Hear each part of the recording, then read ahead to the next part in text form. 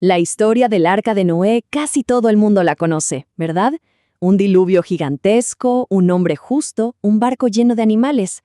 Pero, ¿y si esta historia fuera mucho más que un simple relato de un desastre antiguo? ¿Y si en realidad contuviera una especie de código, una sombra de un plan de redención muchísimo más grande? Bueno, esta es la pregunta que va a guiar todo nuestro análisis.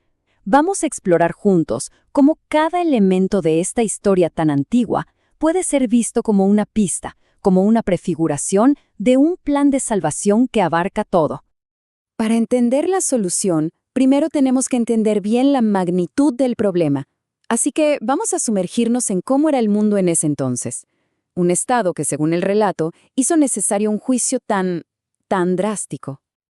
El libro del Génesis nos pinta un cuadro bastante sombrío de un mundo donde la maldad humana era extrema y constante. Pero lo que es realmente fascinante es el paralelismo que establece Jesús mismo, cuando dice que los últimos tiempos serían como en los días de Noé. Esto nos muestra un patrón, una crisis moral profunda que viene justo antes de un juicio divino.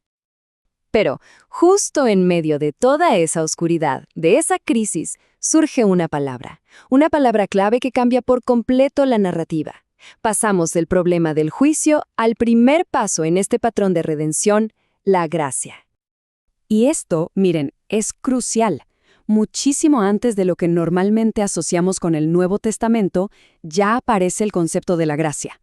Noé es apartado no solo porque era justo, sino porque, primero que nada, halló gracia, un favor que no merecía y que lo puso en una posición única. Aquí es donde vemos a Noé como un tipo, o sea, una figura que nos adelanta a alguien más grande que vendrá después. Él, por su justicia, se convierte en el medio de salvación para su familia. Esto es una sombra del Mesías, quien es presentado como la fuente misma de la gracia, el único justo que puede ofrecer salvación a toda la humanidad. Y ahora sí, vamos a meternos de lleno con el símbolo central de toda la historia, el arca. Y vamos a ver que no es solo un barco, es una imagen cargadísima de significado profético. Para entender bien las conexiones que siguen, necesitamos familiarizarnos con este concepto. La tipología. Suena un poco académico, pero es simple. Es como la lente a través de la cual vemos estos eventos del Antiguo Testamento como pistas que apuntan a una revelación futura, mucho más completa. El paralelo central aquí es directo y muy potente. El arca ofrecía salvación física del diluvio. En esta interpretación, el Mesías ofrece salvación espiritual del juicio. Estar dentro del arca es el equivalente a estar en el Mesías, un lugar seguro donde, según el texto, ya no hay condenación. Y es aquí donde la cosa se pone fascinante. Cada detallito en la construcción del arca parece tener un nuevo significado. La madera, por ejemplo, se ve como un símbolo de la humanidad del Mesías. La brea, que viene de la palabra hebrea, kofer, que significa cubrir o expiar, apunta directamente al sacrificio que cubre el pecado. Y la única puerta, un detalle muy explícito en el mandato, se conecta directamente con esa famosa afirmación de Jesús: «Yo soy la puerta». Este es uno de esos detalles que uno podría pasar por alto, pero que es inmensamente significativo. Fíjense, no es Noé quien cierra la puerta, es Dios mismo. Esto simboliza que el acceso a la salvación y el momento en que ésta se sella, en última instancia, están bajo el control soberano de Dios. Bueno, ahora llegamos al diluvio en sí, pero vamos a tratar de verlo no solo como un acto de destrucción, sino también como un acto necesario de purificación para el mundo. El diluvio no fue un evento caótico y ya.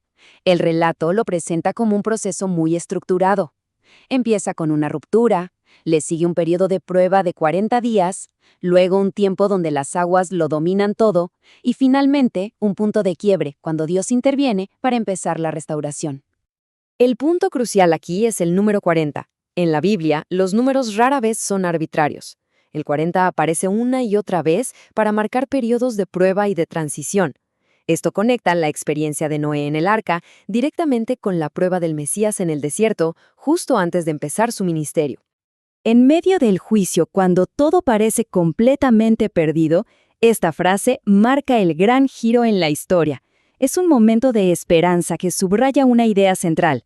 E incluso en el silencio, en medio del juicio más duro, Dios no se olvida de los suyos. Pasemos ahora a la fase final, porque es increíble ver cómo esta historia de juicio concluye con una profunda promesa de restauración y un nuevo comienzo para la humanidad. Y esto ilustra brillantemente cómo es el proceso de restauración. No es algo instantáneo.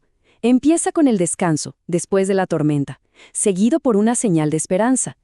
A esto le sigue la respuesta humana, que es la adoración, y finalmente, la promesa divina de un pacto. El primer acto de Noé es la adoración, y su sacrificio en ese altar es visto como un presagio del sacrificio definitivo. Así como la ofrenda de Noé fue el comienzo de una nueva relación con Dios en esa creación renovada, el sacrificio del Mesías se presenta como el que inaugura un nuevo pacto para todos. El simbolismo del arco iris aquí es increíblemente poderoso. No es solo un fenómeno bonito en el cielo. Se interpreta como un arco de guerra, el arma de Dios. Pero fíjense, está apuntando hacia arriba, lejos de la humanidad, como una señal de que la ira ha sido contenida por la misericordia, estableciendo así un pacto de paz. Entonces, para resumir un poco, veamos los paralelos clave. Cada elemento de la historia de Noé, desde el estado del mundo hasta el pacto final, encuentra su correspondencia y su cumplimiento en esta interpretación que se centra en la figura del Mesías. La gran idea aquí entonces es que esta no es solo una historia sobre un diluvio, es como el primer borrador, el modelo fundamental de cómo funciona la redención, el juicio real, pero la gracia siempre provee un refugio, y a través de ese refugio se da inicio a una nueva creación.